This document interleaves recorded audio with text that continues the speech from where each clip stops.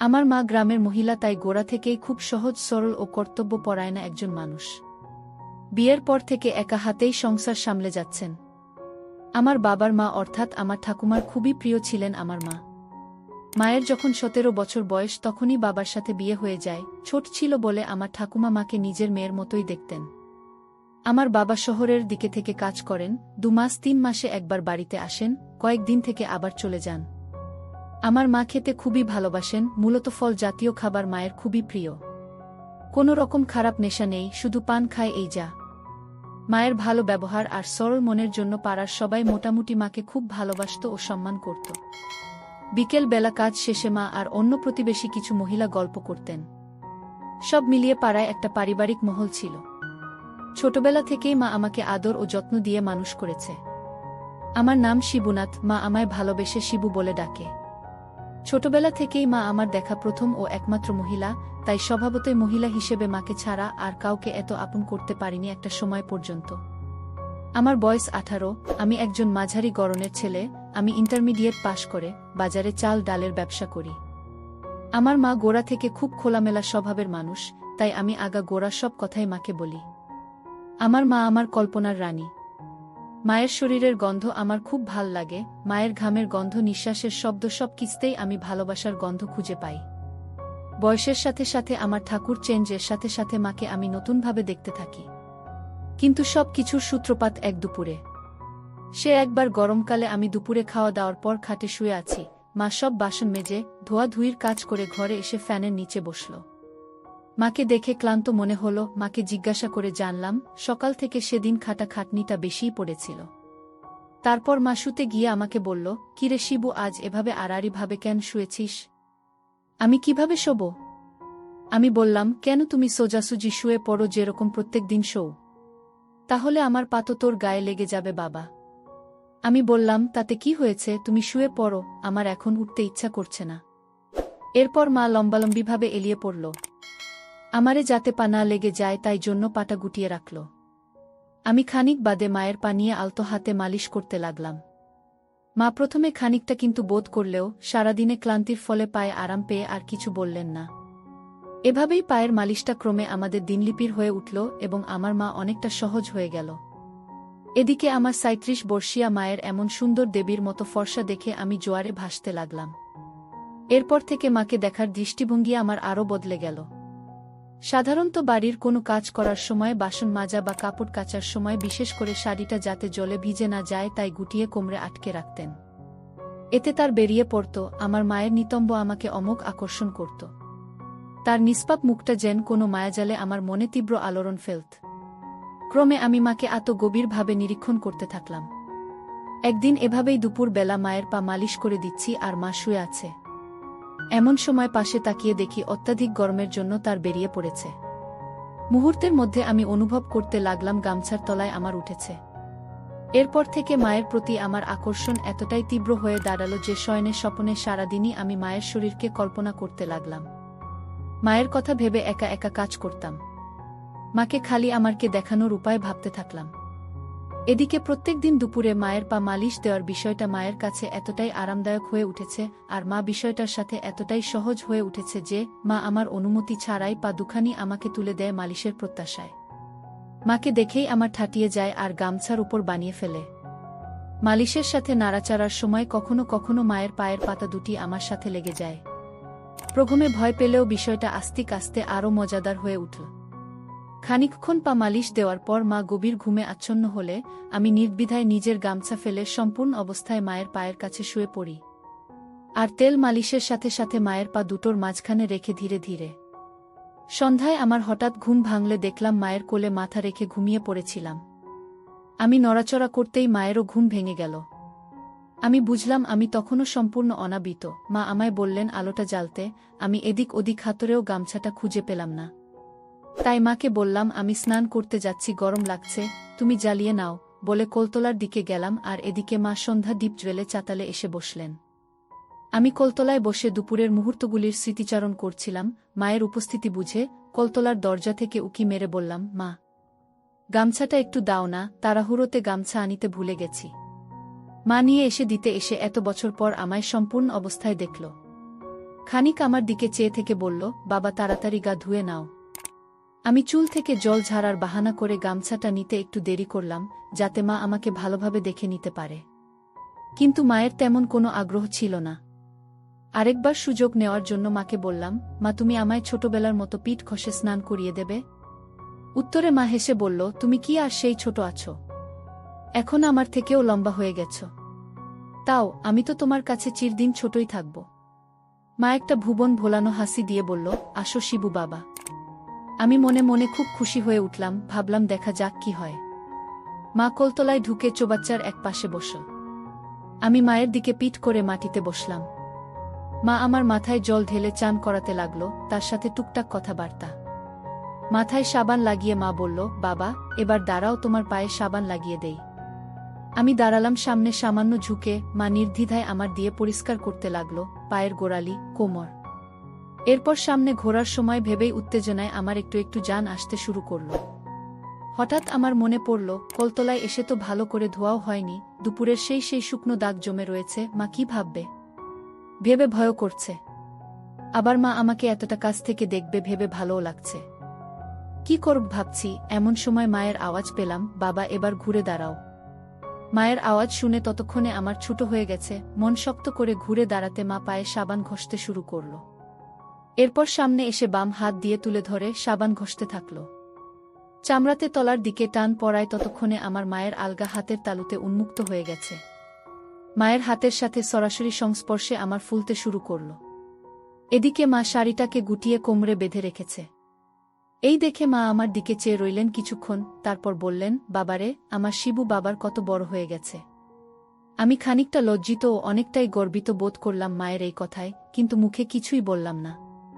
মা সাবান লাগাতে লাগাতে বলল, সেই ছোটবেলায় তোকে তেল মাখাতাম, তারপর খানিক রোদ্দুর গায়ে লাগিয়ে ভালো করে সাবান দিয়ে ডলে ডলে চান করাতাম, আর আজ কত বড় হয়ে গেছে আমার শিবু বাবা।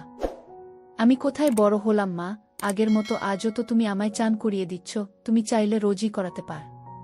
মা একবার আমার দিকে চেয়ে একটা মিষ্টি হাসি হাসলেন, ইচ্ছা হলো ওই মায়াময় চোখ দুটিতে ডুবে যাই, এই সুন্দর প্রতিমার মতো মুখটাকে আদরে আদরে ভরিয়ে দেই। তারপর ছেড়ে বললেন, হাঁটু গেড়ে বস বাবা, তোমার মাথা আর বুকে সাবান লাগিয়ে দিই। আমি মাটিতে বসতেই আমার মায়ের পায়ে লাগল। আর ভালোভাবে জায়গা বানানোর জন্য মা নিজের পাটা আমার ডানে রাখলেন। খানিকক্ষণের জন্য আমার মনে হলো আমি দেবীর আরাধনায় বসেছি। মায়ের দিকে এক দৃষ্টিতে চেয়ে থাকলাম। মা বুকে সাবান ঘষতে ঘষতে বলল, আমি খানিকটা লজ্জিত ও অনেকটাই গর্বিত বোধ করলাম মায়ের এই কথায়, কিন্তু মুখে কিছুই বললাম না। খানিকক্ষণের জন্য আমার মনে হলো আমি দেবীর আরাধনায় বসেছি। মায়ের দিকে এক দৃষ্টিতে চেয়ে থাকলাম। মা বুকে সাবান ঘষতে ঘষতে বলল, সে কি হয় বাবা, এখন তুমি বড় হয়েছ, তোমার সব কিছুই ধীরে ধীরে পরিবর্তিত হবে, পরিস্থিতি বদলাবে, অনেক সঙ্গী সাথী হবে। কিন্তু একটা কথা মনে রেখো বাবা, যে কোনো বিপদে বা খারাপ পরিস্থিতিতে পড়লে আমায় সব কথা খুলে বলবে, একদম দ্বিধা করবে না বাবা। আমি তো সব কথাই তোমায় বলি মা, তুমি ছাড়া আমার এত আপন আর কে আছে, তোমায় আমি খুব ভালোবাসি, আর বড় হওয়া মানে যদি তোমার থেকে দূরে সরে যাওয়া হয়, তাহলে এমন বড় আমি হতে চাই না। মা আমার দিকে চেয়ে আবার হাসলেন সেই ভুবন ভোলানো হাসি, বললেন, বড় হতে চাই না বললেই হলো, বড় তো তোমায় হতেই হবে। তুমি বড় হবে, আমি বুড়ি হব, কিন্তু তার আগে তোমার একটা জীবন সাথী খুঁজে দিতে হবে আমাকে, যে তোমার খেয়াল রাখবে, তোমার জন্য রান্না করে দেবে। আমি বললাম, রান্না তো তুমিও আমার জন্য কর মা, আর আমি তাতেই খুশি, আমি তোমার সাথেও থাকব, আর কারো সাথে না। মা হেসে বললেন, তা সে ঠিক আছে, এবার ওঠ বাবা। মা বললেন, শিবু বাবা, তোমার এখানে এসব নোংরা জমে আছে কেন? তুমি স্নানের সময় পরিষ্কার কর না কেন? এত অপরিষ্কার থাকলে চুলকানি হবে তো, আর এখানের গুলো পরিষ্কার করে রাখবে, না হলে চুলকানি হবে, এগুলি কেটে সুন্দর করে রাখবে। আমি মনে মনে ভাবলাম, তোমারও তো একই হাল, বরং তোমারটা আমার থেকেও অনেক ঘন, তাহলে তুমি কাট না কেন? আমি ঘরে শুয়ে শুয়ে এসব কথাই ভাবছি, এমন সময় মা ঘরে এল। এমন ঘর অন্ধকার করে আছো কেন শিবু বাবা? আমি বললাম, কিছু না, এমনি আলো ভালো লাগছে না। মা আলো জ্বাললেন, আমি বাম হাত দিয়ে চোখ দুটো ঢাকলাম আর ফাঁক দিয়ে মাকে দেখতে থাকলাম। আলো জ্বেলে মা আমার দিকে চাইতেই আমার তার চোখে পড়ল। মা খানিকটা আশ্চর্য হয়ে তাকিয়ে থাকল। তারপর শান্তস্বরে বলল, তুমি এভাবে শুয়ে আছো কেন বাবা? কাপড় পরো, কেউ দেখলে কি বলবে? বলবে এত বড় ছেলে এখনো বাড়িতে কাপড় পরে না। এখন বাড়িতে তুমি আর আমি ছাড়া কে আছে মা যে আমায় দেখবে? আর তাছাড়া কে কি ভাবলো তাতে আমার কিছু এসে যায় না। আর বাকি থাকলে লজ্জার কথা, তুমি তো আমার মা, আমাকে ছোটবেলা থেকে অনেকবারই এভাবেই দেখেছ, তাহলে তোমার সামনে কিসের লজ্জা? হ্যাঁ, তোমার যদি এতে খারাপ লাগে তাহলে বল, আমি অবশ্যই পড়ে নিচ্ছি। মা কাছে এসে খাটে বসলেন, বললেন, না বাবা, আমার কেন খারাপ লাগবে, তুমি ঘরের মধ্যে যে রকম খুশি থাকতে পার, আর আমার থেকে একদম লজ্জা করবে না। এরপর একটা সেক্তা হতে থাকল, ক্রমে রাতের খাবার খেয়ে শুয়ে পড়লাম। এরপরে বেশ কয়েকদিন কেটে গেল, তেমন কিছু ঘটল না, আমিও দোকানের কাজ ও অন্যান্য কাজে ব্যস্ত হয়ে পড়েছিলাম। নিজেকে শান্ত করার কথা প্রায় ভুলেই গেছিলাম। সেদিন সম্ভবত শনিবার, সকালে উঠে আমি আমার কাজে চলে গেলাম। সারাদিন দোকানদারি করে গো ডাউনে মাল তুলে ঘরে ফিরতে ফিরতে বেলা 3টে বেজে গেল। ফিরে দেখি মা পুকুর পাড়ে বসে আরও কিছু পাড়ার মহিলার সাথে একসাথে জামাকাপড় কাচ্ছে আর গল্প করছে, শাড়িটা সেই কোমরে বাঁধা। আমি কাছে গিয়ে পুকুরের জলে হাত ধুতে থাকলাম। মা বলল, ঘরে গিয়ে বস, ঠান্ডা হয়ে স্নান করে নাও, আমি খাবার দিচ্ছি। আমি হাত ধুতে ধুতে মায়ের দিকে লক্ষ্য করলাম। আমি ঘরে ঢুকে গেলাম, পাখাটা চালিয়ে বসলাম। একটু পর সাবান নিয়ে পুকুরে গেলাম স্নান করতে। অন্যান্য সব মহিলারা চলে গেলেও মা তখনও ছিল, ভেজা কাপড়গুলো তারে মেলে দিচ্ছিল। আমার হঠাৎ কি মনে হলো, আমি সরষের তেল নিয়ে এসে পায়ে হাতে মাখতে থাকলাম। মা এসে জিজ্ঞাসা করলেন, কি হলো বাবা, আজকে তেল মাখছ যে এভাবে? আমি বললাম, স্নান তো করবই, তাই ভাবলাম আগে একটু মেখে নিই। খানিক বাদে এসে মাথায় পিঠে তেল মাখিয়ে দিল, এরপর পায়ে থেকে শুরু করে তেল লাগিয়ে দিল। এতে আমি খুবই পুলকিত হলেও মা বেশ সাবলীলভাবেই নীল ব্যাপারটাকে। আমি বললাম, তুমি যে তেল লাগিয়ে দিলে ভেতরে, এবার আমার গামছাটা তো তেল লেগে খারাপ হয়ে যাবে। মা বলল, কিছু হবে না, এই তো পুকুরে ডুব দিবি, আর তাছাড়া আমায় দিয়ে দে, আমি গামছাটা ধুয়ে দেব, এমনিতেও নোংরা হয়েছে, কাচতেও হবে। আমি বললাম, কি বলছো, কেউ আসলে দেখে ফেলবে মা? মা বলল, এই দুপুরে কে আসবে, আর এলেও বা তোর কি, তুই তো বলেছিস তুই কারও পরোয়া করিস না। একবার চারপাশটা ভালোভাবে দেখে নিয়ে গামছাটা খুলে মাকে দিতেই হয়ে মায়ের চোখের সামনে ঝুলে রইল। যাই হোক, আমার অবস্থা মা দেখল কিন্তু কিছু বলল না। তারপর শাড়িটা কোমরে গুজে হাঁটু অবধি জলে নেমে গেল, আমায় পাড়ে বসতে বলল। আমিও আগের মতো পুকুরের পাড়ে সিঁড়িতে বাধ্য ছেলের মতো বসে রইলাম। আমার কোমর অবধি জলের তলায়, আর মা মুখ দিয়ে ঢেলে দিতে থাকল। মা আমার দিকে তাকিয়ে বলল, বাবা, তোমার এটা সবসময় এরকম হয়ে থাকে কেন? হঠাৎ এরকম প্রশ্নে আমি অপ্রস্তুত হয়ে গেলাম। কি বলবো বুঝতে না পেরে বললাম, জানি না মা, এমনি এমন থাকে। মা আর কিছু বললেন না। এমন সময় আমাদের দুঘর পরের বাড়ির এক কাকিমা কোথা থেকে এসে আমার পেছনে এসে দাঁড়াল। মুহূর্তের জন্য আমি হতভম্ব হয়ে গেলাম। সেই কাকিমা মাকে উদ্দেশ্য করে বলল, কি গো ভাবি, ছেলেকে চান করাচ্ছ? এই বলে পাশে গাছের সাথে বাঁধার তার থেকে দুটো শুকনো জামাকাপড় তুলতে এল। এদিকে আমি কোমর অবধি জলের তলায় তখন সম্পূর্ণরূপে। আমি কি করব ভাবছি, এরকম সময় মুহূর্তের মধ্যে আমি উপলব্ধি করলাম, কি যেন একটা আমার জলের তলায় চেপে ধরল। তীব্র ব্যথায় আমার মুখ দিয়ে আওয়াজও বেরোল না। পরক্ষণে বুঝতে পারলাম ঘটনার তৎপরতায় আমার মা আমার তার বাম পা দিয়ে জলের তলায় চেপে ধরেছেন। এতে মুহূর্তের জন্য আমার মনে হল মায়ের পায়ের কঠিন চাপে আমার ভেঙেই যাবে। সাধারণত অবস্থায় আমার পুরোপুরিভাবে উপরের দিকে মুখ করে দাঁড়িয়ে থাকে, এরম অবস্থায় কেউ যদি এটাকে নিচের দিকে চেপে রাখে তাহলে তো কষ্ট হবেই। আকুল নয়নে মায়ের দিকে তাকালাম। মা প্রথমে গ্রাহ্যই করল না। তারপর মাথা নিচু করে আমার দিকে চাইল। মায়ের চুলখানি মুখের উপর এসে পড়েছে। উফ, কি অপূর্ব মুখখানি, কোমল, স্নিগ্ধ, টলটলে দুটি গালের মাঝে গোলাপের পাপড়ির মতো গোলাপি আভা প্রদান করছে। আহা, কি মোহময়ী, শান্ত, অচট, চপল, শীতল অথচ ক্ষমাশীল কিন্তু দণ্ডদাত্রী রূপ। আমি অনুরোধের ইঙ্গিতে হাত দুটো দিয়ে মায়ের দিকে চেপে ধরলাম। অথচ মা আমার মুখে যন্ত্রণার অভিব্যক্তি দেখেও তেমন উদ্গ্রীব হল না। আমি দুহাত দিয়ে মায়ের পা খানি তুলতে চেষ্টা করলাম, কিন্তু আমার দুর্বল হাত দুটি তার দেবী পথ সরাতে ব্যর্থ হল। আর এতে ফল হল বিপরীত। আমি হাত দিয়ে তার পা খানি টেনে উপরে তোলার চেষ্টা করছি বুঝে মা খানিকটা ভর দিয়ে আমার ইস্পাতকে পুকুরের সিঁড়ির দিকে আরও চেপে ধরল। আমি ব্যথা অনুভব করলাম। এদিকে আমার মা নির্বিকার হয়ে ওই মহিলাটির সাথে কথা বলে যাচ্ছে। শেষে আর থাকতে না পেরে খানিকটা ঝুঁকে মায়ের ধরলাম। এদিকে আমি প্রবল চাপ থেকে মুক্তির কারণে আরামে পুকুর পাড়ে শুয়ে হাঁফাতে লাগলাম। আমি বললাম, মা গো, এরমভাবে কেউ চাপা দিয়ে ধরে? আমার তো ব্যথা উঠে গেছিল। মা বলল, কি করতাম বলতো বাবা, তোর কাকি হঠাৎ করে এসে গিয়েছিল, তোমায় এরকম ভাবে দেখলে খারাপ ভাবত। মা আবার জলের তলা দিয়েই পায়ে জল দিয়ে থাকল। আমি বললাম, আমি জানি না, তুমি তো আছো আমার যত্ন নেওয়ার জন্য। এ কথায় মা মিষ্টি হাসল শুধু। তারপর আমি মাকে ছেড়ে খানিকটা সরে এসে দাঁড়ালাম। মা একবার মাথা নিচু করে আমার দিকে চেয়ে বললেন, গামছাটা কোমরে জড়িয়ে নেও বাবা। আমি বললাম, এই তো আর 10 পা দূরেই তো দরজা, আর এখানে এত বেলায় কেউ আসবেও না, এমনিই চলো। মা আর কিছু বলল না। মায়ের পিছন পিছন সম্পূর্ণ অবস্থায় ঘরে গেলাম। ঘরে পৌঁছে লুঙ্গি পরে নিলাম। ঘড়িতে দেখি 4টে বেজে গেছে। মা খেতে দিল। খেয়ে দেয়ে শোবার ঘরে গিয়ে বসলাম। মনটা তখন খুব অশান্ত। মাঝে 5-6 দিন কোনো রকম কিছু হয়নি।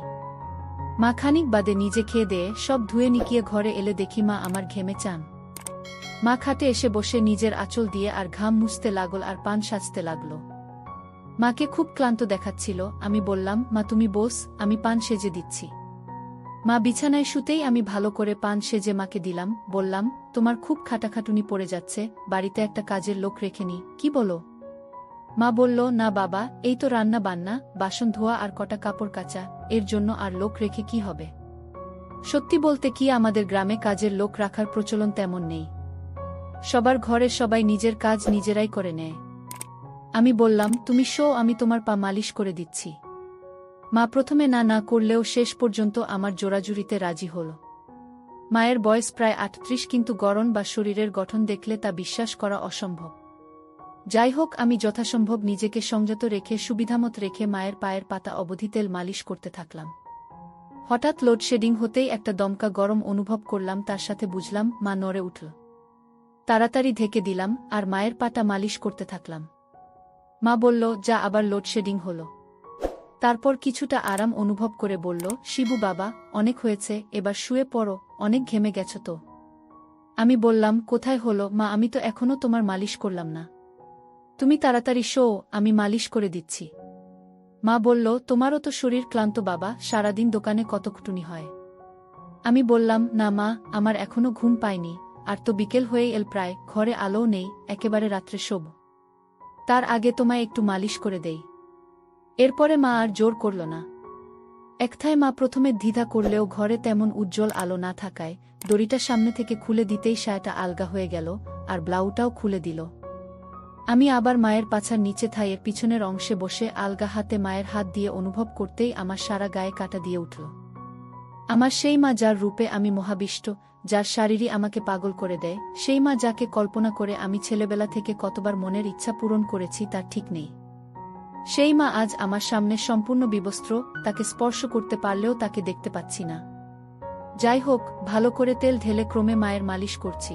মা এদিকে টুকটাক কথা বলে চলেছে আমার সাথে, আমিও হ্যাঁ না হুম ছোট ছোট শব্দে উত্তর দিচ্ছি।